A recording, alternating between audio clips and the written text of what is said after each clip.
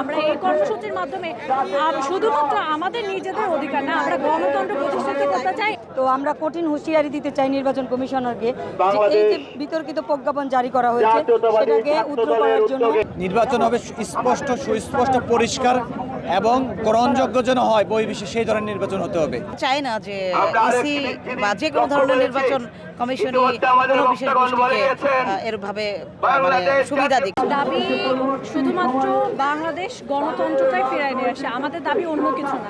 আমরা সাধারণ জনগণের কথা বলতে এখানে উপস্থিত হয়েছি। বাংলাদেশ জাতীয়তাবাদী দল বিএনপি কখনোই নিজের অধিকার নিয়ে কথা বলে না, কথা বলে জনগণের অধিকার নিয়ে, সাধারণ মানুষের অধিকার নিয়ে।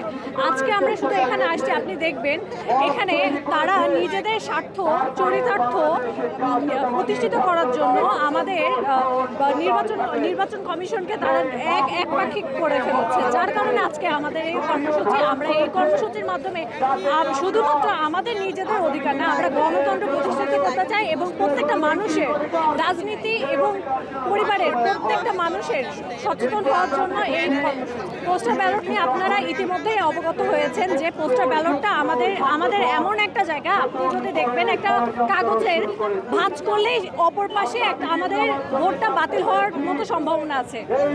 এই ধরনের কর্মসূচি, এই ধরনের জিনিসগুলো আমরা আগেও দেখেছি। আওয়ামী লীগ, স্বৈরাচারী আওয়ামী লীগের আমলে আমাদেরকে যতভাবে বিতর্কিত রাখা যায় তারা সেভাবেই রাখছে, যার কারণে আমরা আমাদের অধিকার যেন আবারও খর্ব না হয়, এই জন্য আজকে আমাদের এই শাহজালাল বিশ্ববিদ্যালয়, বিজ্ঞান ও প্রযুক্তি বিশ্ববিদ্যালয় একটা প্রজ্ঞাপন জারি করেছে, বিতর্কিত প্রজ্ঞাপন, যেটা সাধারণ শিক্ষার্থীদের জন্য বা প্রত্যেকটা বিশ্ববিদ্যালয়ের জন্য অশনি সংকেত। আর এটার বিরুদ্ধে আমরা তীব্র প্রতিবাদ জানাই এবং এটা তীব্র নিন্দাও জানাই।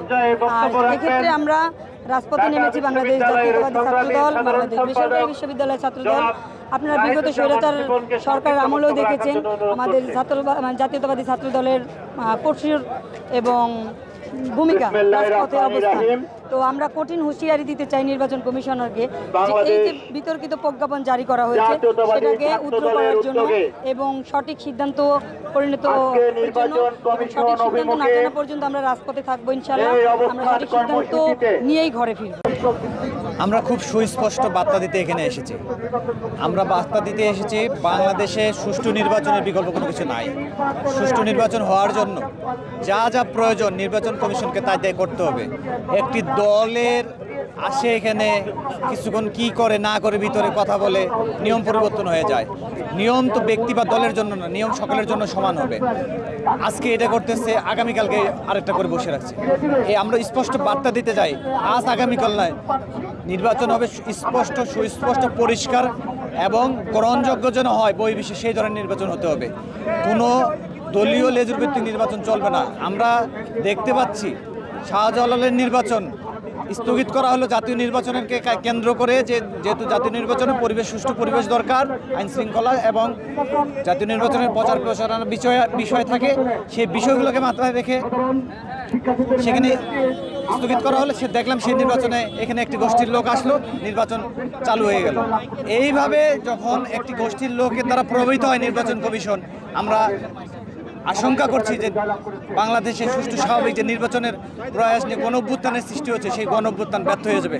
যে গণতান্ত্রিক বাংলাদেশের স্বপ্ন দেখে আমরা মুক্তিযুদ্ধ স্বাধীন হয়েছিল এবং অভ্যুত্থান হয়েছিল এবং যে আশা আকাঙ্ক্ষার আমরা দেশবাসী দেখেছিল, সেই আশা আকাঙ্ক্ষা ব্যর্থ হয়ে যাবে।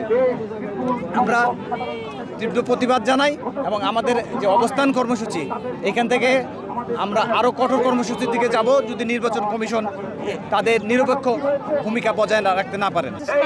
যেমন নির্বাচন নিয়ে কারচুপি করে পার পায় নাই, এখনো পাবে না।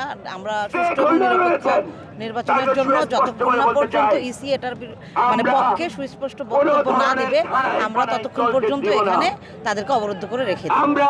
আমাদের দাবি আদায় হওয়া না পর্যন্ত। পোস্টাল ব্যালটের কারচুপি এবং এই যে পক্ষপাতমূলক যে সিদ্ধান্ত তারা নিয়েছে, এসব হচ্ছে আরো 3 দাবিতে আমরা এখানে অবস্থান কর্মসূচি করতেছি। এবং আমাদের দাবি আদায় না হওয়া পর্যন্ত আমরা থাকবো ইনশাআল্লাহ। আপনারা জানেন কারা, আমরা দেখেছি যে বিশ্ববিদ্যালয়গুলোতে যে ছাত্র সংসদ নির্বাচন হয়েছে, সেখানে আমরা দেখেছি কারচুপির কথা অভিযোগ উঠেছে, এটা এখনো তদন্ত চলছে।